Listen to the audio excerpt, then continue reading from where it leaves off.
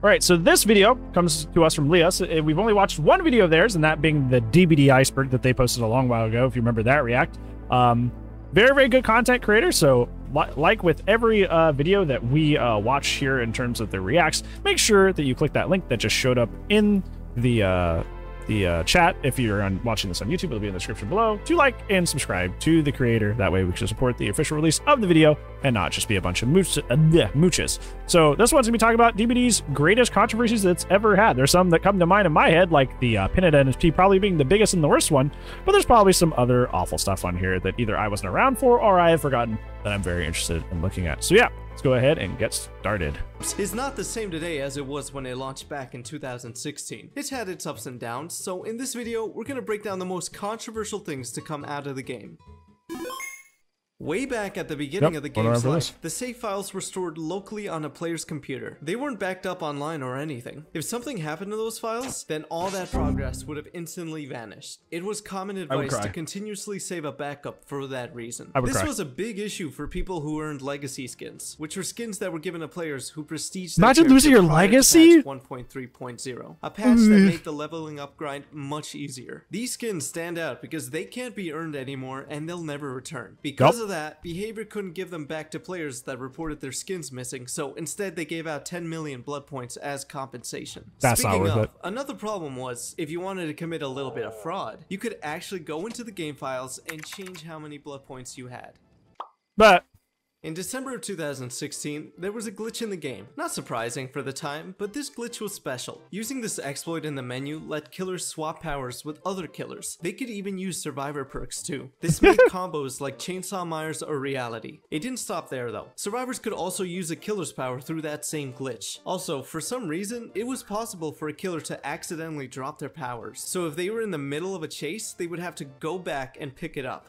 How embarrassing. This obviously caused a lot of turmoil and even more glitches in games, and it really wasn't helped by the fact that the devs were on vacation when all of this happened. They were away for a whole month, so this exploit didn't get patched until January 12th.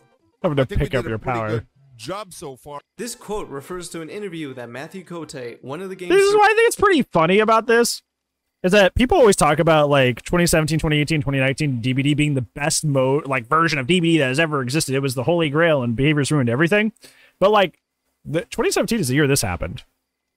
Like the outrage all around. We've got a pretty good job so far. Like that was during the heyday and everybody was freaking out. So like, what do you mean by that? What do you mean by that? Said when he was asked how development has gone. At the time, this put the community in an uproar because the game was absolutely filled with bugs and other issues. It was hard to have fair matches and even harder to have normal ones. Not to mention how long it took to actually get into a game. Over the years, the community has used the quote to highlight when something goes wrong in a match. Despite that, as development went on and the game's stability improved, Cote has himself adopted— We saw this one the other day. This is still in the game. I think they did a pretty good job so far. Haha. This update attempted to fix an issue that made it impossible to rescue a downed survivor with a pallet or flashlight save while they were being picked up or dropped mid-animation. The solution here was to simply let the whole pickup or drop animation play fully and follow that up with the stun that let the survivor break free. However, this led to a much bigger issue. Because of this change, a flashlight blind was able to be successfully done at any point of the pickup animation. Hey, that's not too far away from now. Sense of accuracy or timing. This made it so much more difficult. I'm exaggerating, of course, but like, yeah, flashlights are really easy now. Luckily, this change was reverted back only 4 days later. Here we have another Matthew. Hey, look, another one in the heyday of like the perfect DBD, which was 2018, 2019, where everything was perfect. It was all sunshine and rainbows, and DBD was the best it's ever been. We got this zinger as well. Like, what do you? I don't believe you guys. I really don't believe you guys. I think you guys have rose-colored glasses, rose-tinted glasses for this era of DBD, because like stuff like this wouldn't happen if it was supposedly perfect. It wouldn't. Moment that's been infamously memed on. I used to love playing as a killer. Win or lose, it was fun, but currently, no matter what, it's just filled with stress and anger. Killers aren't feared anymore. Do you have any plans or ideas how you would like to improve the killer? I don't know. I've never been one of those people And I'm sitting there like, I want the survivors to be afraid of me. Like, I understand that I'm just a dude playing a video game. You know? I'm just a dude playing a video game. And they understand. I'm never like, I'm not feared by other live, real human beings on the other side of a screen. Like, that's never been something I've desired. Why is that a weird thing that a lot of people attach to? Is I want to be feared. It feels like small PP energy, you know? Experienced. Well, I would say maybe try Survivor. No, but it's true. I mean, change it up. Maybe you're just tired, you know, or play something else for a week. Try Civilization or something. This, of course, didn't sit right with people, but what he's saying actually does make sense. Taking a break from something, if it makes you legitimately stressed and angry, is generally good advice. However, there could have been more nuance to this response, especially because the person that sent this comment in asked what the plan is to improve the killer experience. Kote himself realized this, and a few hours later would state that he regretted saying what he said, and that the question put him under a lot of pressure at the moment, causing him to react too quickly. I shouldn't be saying that. Should I be saying that? It's a good game. Just play that. No, Bjorn is telling me I shouldn't be saying that. Okay. Video games, the movies, the internet stuff. Was this a Dead by it's Daylight? so violent. It's so incredible. I see it. Back in 2018, DBD was featured in an official White House video. Was it? As the title implied. Was it? Yo, I didn't know this. Violence in video games. Now, this was back when President Orange was in charge, so we went through something we as gamers unfortunately have to go through every couple of years. Violent video games have a negative impact on teenagers. The link between violent video games and mass murders is undeniable. Critics, including the National PTA, say such video games contribute Wow, I to did not know violence this. in real life. Many experts feel that violent games will inevitably lead to violent behavior. Understand that these are not harmless Captain toys. Kangaroo. This video was nothing more than a propaganda piece that was used to try to pin the blame of rising violence, namely public mass shootings, on video games. Blaming games for real-world violence isn't anything new for older people. And it's never been Going back all the way substantiated. since the first Mortal Kombat came out. Ever since then, there have been countless studies disproving this exact type of fear-mongering. exactly. But you know what? Actually, now that I think about it, this footage does kind of make me want to go out and carry someone over my shoulder. If you subscribe right now, I'll do that to you. And if you don't want that to happen, then you better subscribe either way. When Pyramid Head was announced, Silent Hill This fans one's a joke. rejoiced and were very excited to play him. Players got a taste in the PTB and were hooked. However, First time I ever by played the the game? time he was officially released, something was wrong. Something was Stop. different about him. Stop. Something Quit. just kind of fell flat. What? How can you do this? This is outrageous. It's unfair. The devs actually addressed this and stated that they didn't touch his model and instead modified his apron, which gave the illusion that his model was changed. Players were still not happy, and they had every right to be, because over a year later, the truth was finally revealed. That's when a Reddit user got to the bottom of all of this and removed Pyramid Head's apron to give us a clear view of the biggest nerf in DBD history. Finally, on January 14th, 2022, the devs admit defeat and confess what everyone knew all along. The issue was resolved, and we could finally just leave this all behind. No issues. July 28th, 2020 is a day that lives in infamy amongst Billy Mains. That was the day that the overheat mechanic was added to his chainsaw, severely And they've limiting doubled his down. mobility with it. A lot of players felt that this was a step Never too ever changed far, it. as it tanked Billy in the killer ranks, since this severely cut his mobility. Another thing that came out of this update was an aura rework. The change made auras less visible the further away you were. I remember this too. Like, they were sort of like translucent, so they were super hard to see. You imagine this? Like, these auras on like Borgo? You wouldn't be able to see a darn thing. If they had doubled down with this, you imagine trying to see this stuff on Borgo? You wouldn't be able to. You wouldn't. It would not be a thing. Like, ugh, that'd be terrible. Especially on brighter maps. This obviously got in the way of normal gameplay with perks that rely on their visibility. Fortunately, this was addressed quickly and the auras were made a lot better on the next patch on August 5th.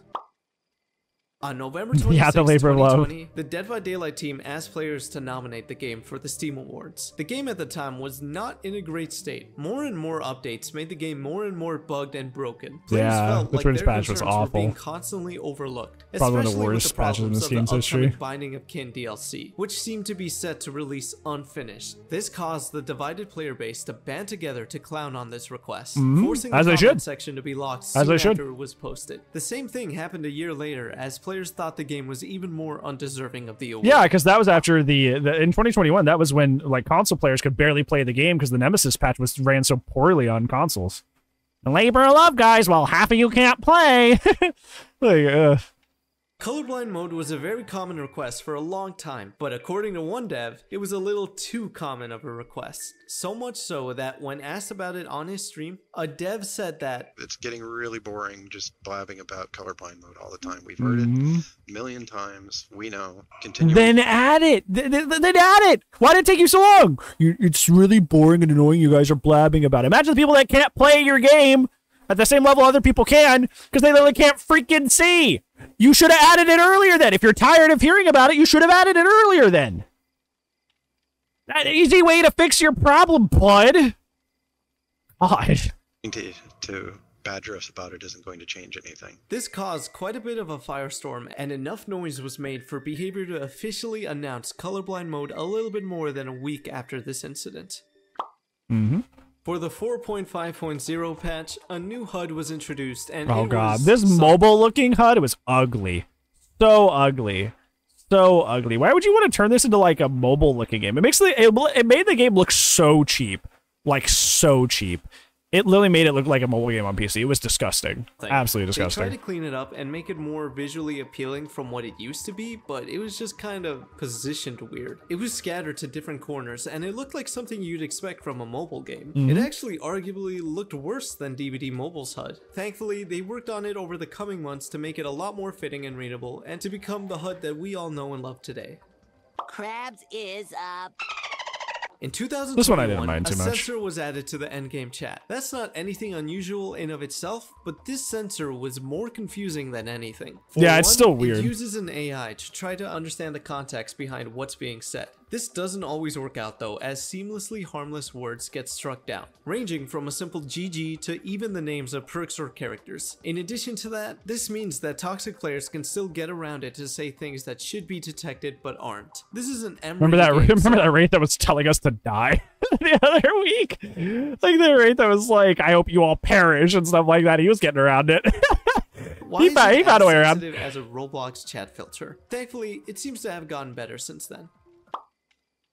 On August 16, 2021, Behavior tweeted out that the Stranger Things DLC was leaving the store. That meant that after November 17th, the characters and skins wouldn't be available for purchase anymore. As a result, there was a sale for half off of all cosmetics for those characters. Whatever players had bought would still be usable, but the Hawkins map will be taken out of rotation. This is all because Behavior's use of the Stranger Things license expired and Netflix didn't want to renew it. Many were hit with the stark reality They didn't even care about putting it back in. Any licensed DLC could one day disappear as well. To this day, there's still not a definite answer as to why Netflix didn't want to renew the license. Ever since the removal, players have been very vocal about wanting the license to return. Over 40,000 people have signed a petition for that. Many gamers, myself included, never got to experience Hawkins. I only have the Stranger Things DLC because I bought a code for it back when they were at a reasonable price. Wow, nowadays, interesting. one can cost you more than $100. Yeah, they're expensive. Then, very, very pretty much expensive. Stuck with default skins. When Behavior announced a collaboration with Boss Protocol, yeah, this is the worst one. This is the worst. This is like, if you guys ask me, like you know, do I ever consider quitting DBD? And there's a lot of like quote unquote controversies that have happened that like, you know, people are like, I'm quitting DBD to like take a stand and all this stuff. Like, people wanted people to do that for like Knight and Skull Merchant and stuff, and it's just like, that's just boring chapters, right? Like that's not enough for me to quit the game. This I seriously actually considered quitting the game. I didn't spend money in this game for like 2 months when this happened. I didn't buy new skins. Every new release I did through shards. Like I seriously considered quitting the game when they did this stuff. Like 1000%. This is the closest I ever got to leaving DBD was when they did this stuff. NFTs, fans did not take this kindly. People were outraged because this was announced a month after the DLC was available. So players felt that the NFT ties should have been disclosed back then because they wouldn't have bought it if that was the case. As a result, the DLC was review bombed and to this day hasn't fully recovered. This whole thing also called into question the future of the game itself. Was Behavior interested in making more NFTs of future DLCs of already existing content? On top of that, people were speculating if the game would even be allowed to still be on Steam. Shortly before this, Valve put out a statement clearly banning this is what scared me. This is what scared me. But because technically, like, you had to go somewhere else, like, I guess it was okay. NFTs from their platform. Luckily, Behavior soon clarified all of this. NFTs aren't going to be included in the game itself, and there will be no content behind an NFT paywall. What's interesting about their statement is that they highlighted the fact that even though they made the models, the license holders still have the rights to them, and they can do whatever they want because they own those characters. It is possible that Behavior didn't know those models would be made into NFTs, and would have been contractually obligated to make that NFT announcement. Otherwise, the whole DLC could have just been scrapped. Or maybe they did know ahead of time and decided to bite the bullet because it was the only way they could get Hellraiser into the game. Either way, this doesn't look good for any potential future Hellraiser content, because any new models would likely have to be made into NFTs as well if that was in the licensing contract. There's no way that Behavior would want to repeat all of this, so that unfortunately means we won't get any new Hellraiser skins. Were they just not? Yeah. Bubble players used to be able to unlock head cosmetics after killing their original survivor. This was awful. This is still one of my most disliked videos on my channel, which is really depressing. Really depressing. Incredibly depressing. Survivors 25 times each. One of these cosmetics was the smart face, Claudette's face. I don't know how long you guys have been on the internet, but if there's anything I learned, it's that when people with bad intentions see an opportunity to act on those intentions, they'll do it. This is exactly what happened here. Racist players use this mask to target and harass black content creators and other players using black characters. Behavior listened to these concerns and made the decision to remove all these cosmetics. Not surprisingly, players were divided on this decision. People claim then this they to shouldn't be have been. case of everyone getting And they shouldn't have been. They shouldn't have been. Like, this has been something that has happened in history, not just in this game, but in real life. Like, blackface is a thing that has existed in human history in our society for a very, very long time, and is and always should be panned and critically panned and hated. It's not that hard. It's not that difficult. It wasn't a bad choice. If your brain goes like, okay, people are being racist, and your brain's like, but my cosmetics, you're a piece of shit. Like, there's no other way to put it. Like, there's no other nice way to put it. You're a piece of shit. You're a terrible person if that's where your priorities are at. No ifs, ands, or buts. No ifs, ands, or buts. Punished for the actions of a bad bunch, and that this was easier to do than improving the ban system. Anyone who had one of these masks were given 6,000 Eerie shards, and they didn't think it was enough for the amount of time they put into getting them. Even the artists who made the masks weighed in on this in support of the removal, because the harm outweighed the good that they brought. Exactly. Exactly. Prior to February of Common 2022, there was a way to change the resolution of the game on PC. People would stretch it out and take advantage of it. People say this still didn't help that much, but like, then why did you do it? Then why did you do it? Why do you still want it back? If it didn't help that much, why do you want it back so badly? I feel like people are just so much in denial about this, and so just like there's so much misinformation about it out there that like, it's just better to just like leave it where it is, you know?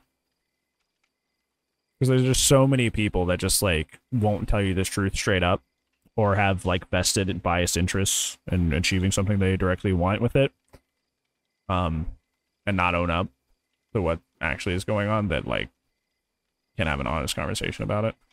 Because it let players see around corners much better. This was a hot topic debate, as it obviously does look like cheating, but lots of people still use it because, and I quote, "I like the way it looks." Well, that doesn't really match up with another problem, which was that it actually got Ghostface out of his stock when it shouldn't have. Behavior, after so long, eventually addressed this and removed it in the 5.6.0 patch and replaced the excess space with black bars.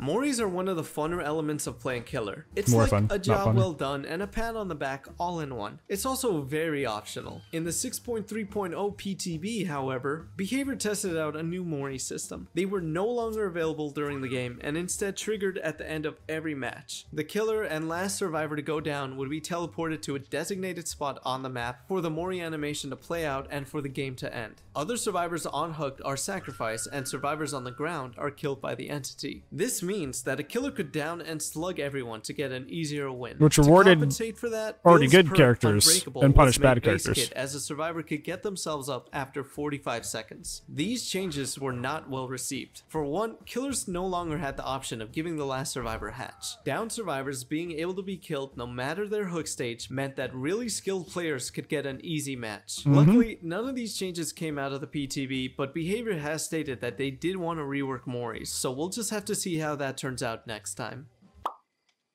For the Christmas event, some really nice skins were released. So nice that we apparently wouldn't be able to handle them being available year-round. Behavior announced that these skins, alongside others that have already been in the game for a long time, will become limited-time cosmetics. This wasn't a single line of text that could have easily been missed by people just expecting a normal collection announcement. That's right, after dipping their toes in limited-time skins for Halloween, they officially went all out to play the FOMO card, and players were not having it. Many had brought up the fact that Dead by Daylight isn't a free-to-play game, and yet it's leaning its store values closer and closer to the models that free-to-play games use. The skins are expensive. There are regular DLC packages, there's a battle pass, and now there's pressure to get that skin you like because it won't be available for another year. Who knows if you'll still be alive by then, so just do it right now. Go get You'll be alive. Behavior's official public reasoning behind all this is so that those event skins can feel more special when they're available. All in all, this whole thing isn't a popular decision, and I want to point this out as like, this is after Behavior came out and said that they're trying to fight account trading, so that's why Rift cosmetics are coming to the store,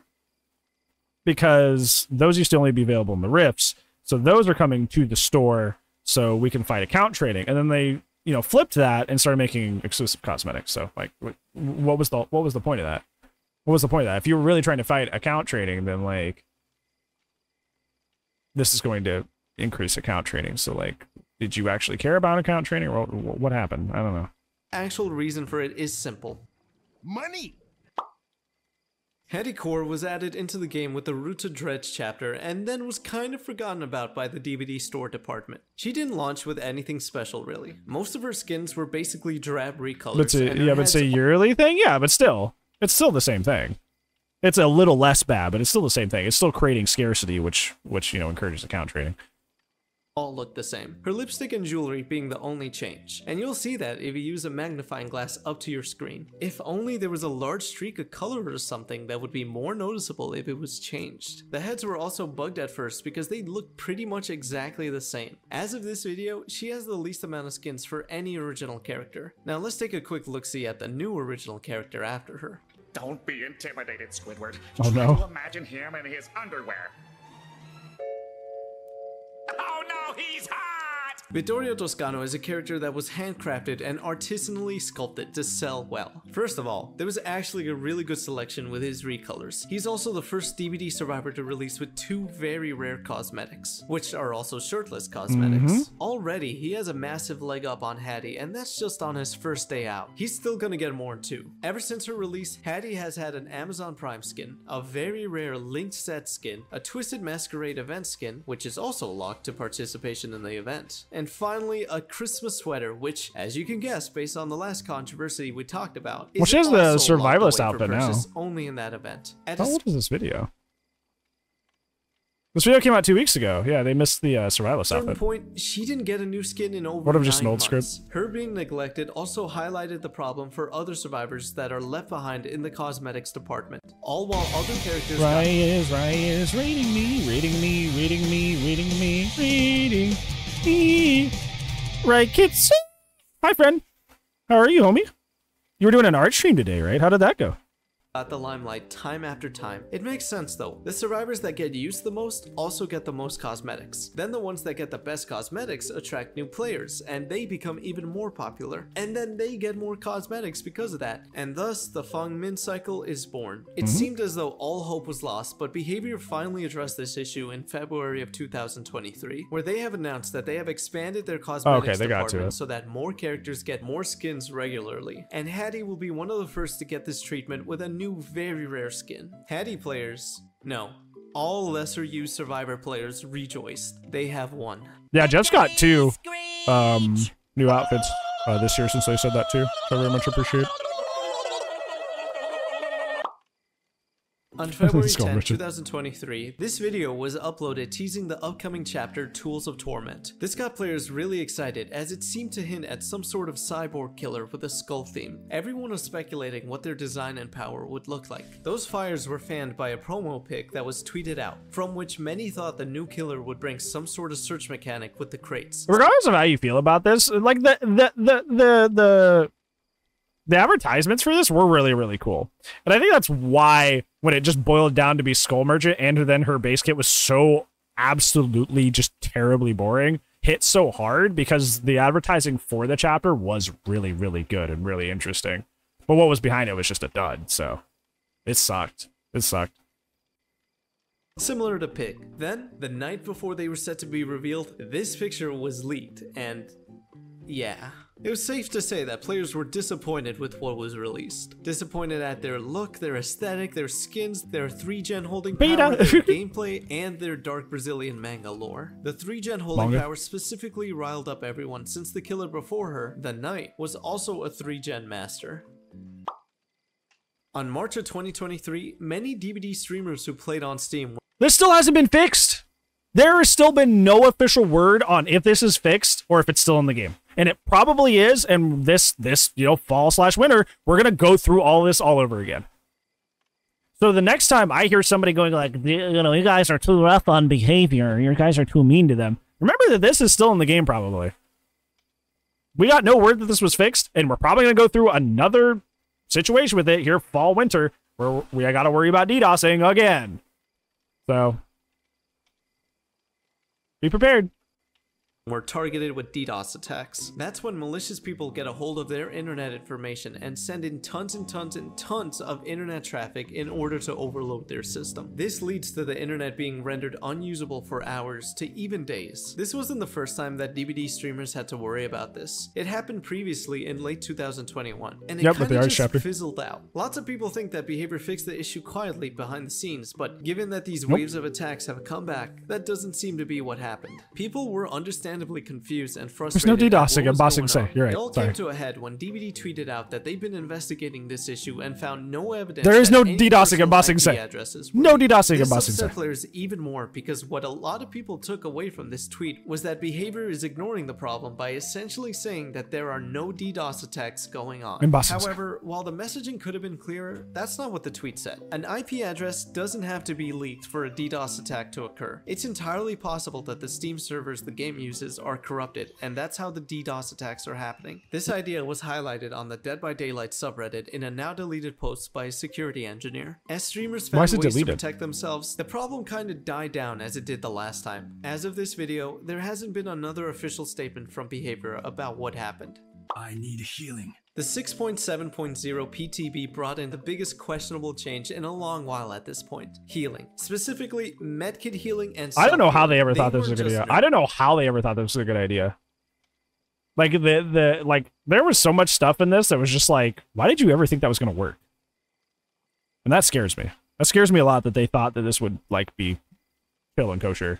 They were butchered. All of the medkits and their add-ons were nerfed heavily across the board, weakening strong ones and making the already weak ones practically ineffective. The time it took to self-heal also increased. This meant that under certain circumstances, it can actually take 6 minutes to self-heal. It also really didn't help that Circle of Healing, a very popular perk, had its self-healing ability completely removed. A huge chunk of the community, on both the killer and survivor sides, were very concerned about this. It would drive away the more casual players, and for everyone else, playing as a survivor will be so painful that killers in turn will be nerfed later on as a response. Thankfully, Behavior listened to this feedback and made the nerfs a lot less severe by the time the official patch came out.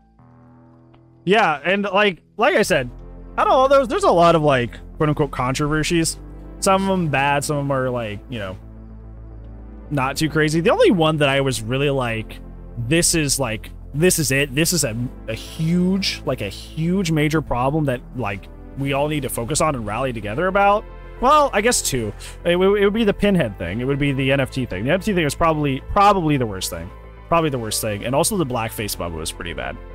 Those are like the two things that I would be like, those are actual like real big serious controversies that like were concerning and we needed to be united on. Every other one are like kind of so-so, right? Like, Skull Merchant being boring, eh. Like, Patty getting more skins, eh. Limited time skins do suck, but it's not like a lot of other games do it, even though it is sucky and terrible. So like a lot of these are just kind of like, they're kind of icky, but they're not like actual huge issues. You know, actual huge issues like I would say like the two I mentioned are. So I guess the case in point I'm trying to get to here is like it could be a lot worse. It could be a lot worse. And thankfully we haven't had something like the Pinhead thing or the Blackface Bubba thing in quite some time. The biggest thing obviously being that the DDoS attack thing that, you know, DBD kind of just shrugged their shoulders and said, I don't know what's really going on. So we got to prepare for that coming up is like the next DDoS situation and really try to hold them accountable for not doing anything about it because I'm pretty sure they just didn't. So